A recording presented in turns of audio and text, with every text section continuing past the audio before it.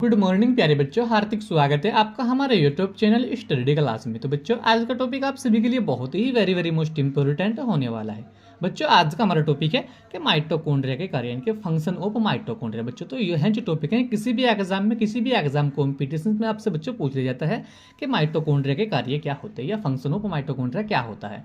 तो आज के इस छोटे वीडियो के माध्यम से बच्चों हम आपको बहुत ही सिंपल भाषा में समझाएंगे माइटोकॉन्ड्रिया के कार्य। तो बने रहना वीडियो में लास्ट तक। जो हमारे चैनल पर आप पहली बार आए हो तो हमारे चैनल को सब्सक्राइब करें और बेल आइकन को प्रेस करो, जिससे कि आने वाली नेक्स्ट वीडियो का नोटिफिकेशन आप सभी को मिलता रहे।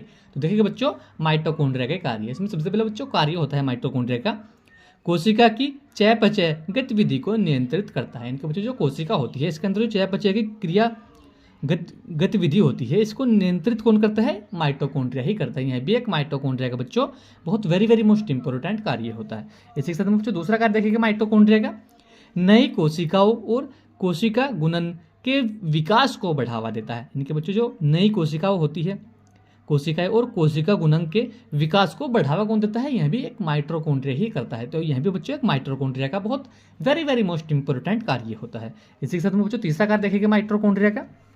जो तीसरा कार्य है माइटोकॉन्ड्रिया का, लीवर की कोशिकाओं में अमोनिया को डीऑक्सीफाई करने में मदद करता है। यानी कि बच्चों जो लीवर के अंदर कोशिकाएं होती है इनमें अमोनिया को डीऑक्सीफाई करने में मदद करता है। यहाँ भी बच्चों एक माइटोकॉन्ड्रिया का बहुत वेरी मोस्ट इंपॉर्टेंट कार्य होता है। ठीक है बच्चों, इसी के साथ में बच्चों चौथा कार्य देखिए, एपोप्टोसिस या कर्मादेशित कोशिका मृत्यु में महत्वपूर्ण भूमिका निभाता है। इनके बच्चों क्या होता है, जब एपोप्टोसिस या कर्मादेशित कोशिका होती है इनकी मृत्यु में महत्वपूर्ण भूमिका कौन निभाता है? माइटोकॉन्ड्रिया ही निभाता है। तो बच्चों यह भी एक बहुत वेरी मोस्ट इंपॉर्टेंट माइटोकॉन्ड्रिया का कार्य होता है। इसी के साथ में बच्चों पांचवा कार्य देखिए, रक्त के कुछ हिस्सों और टेस्टोस्टेरोन और एस्ट्रोजन जैसे विभिन्न हार्मोन्स के निर्माण के लिए जिम्मेदार कौन होता है बच्चों? माइटोकॉन्ड्रिया ही होता है। क्या?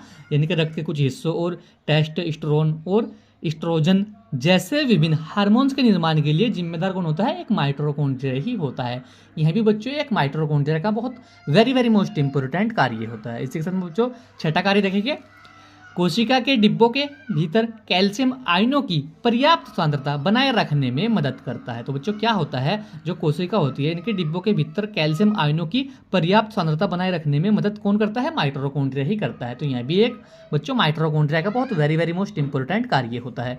इसी के साथ में बच्चों सातवां कार्य देखिए, यह विभिन्न कोशिकीय गतिविधियों जैसे कोशिकीय विभेदन, कोशिका संकेत, कोशिका निर्धानता इनके जीवांता और कोशिका चक्र को नियंत्रित करने और कोशिका वृद्धि में भी शामिल है। तो बच्चों क्या होता है, यह माइटोकॉन्ड्रिया जो होता है ये कोशिकीय गतिविधि जैसे कि कोशिकीय विभेदक, कोशिका संकेत और कोशिका जीरांता और कोशिका चक्र को नियंत्रित करने और कोशिका वृद्धि में भी शामिल है। यह भी एक बच्चों बहुत वेरी मोस्ट इंपोर्टेंट माइटोकॉन्ड्रिया कार्य होता है। तो बच्चों आज की वीडियो में यही था कि माइटोकॉन्ड्रिया के कार्य क्या होते हैं, यानी कि फंक्शन ऑफ माइटोकॉन्ड्रिया। आप इंग्लिश में इसकी हेडिंग बना सकते हैं। हमने आपको बहुत ही सिंपल भाषा में समझा, क्योंकि बच्चों यह टॉपिक किसी भी एग्जाम कॉम्पिटिशन में आपसे 5 नंबर में यह टॉपिक पूछ लिया जाता है।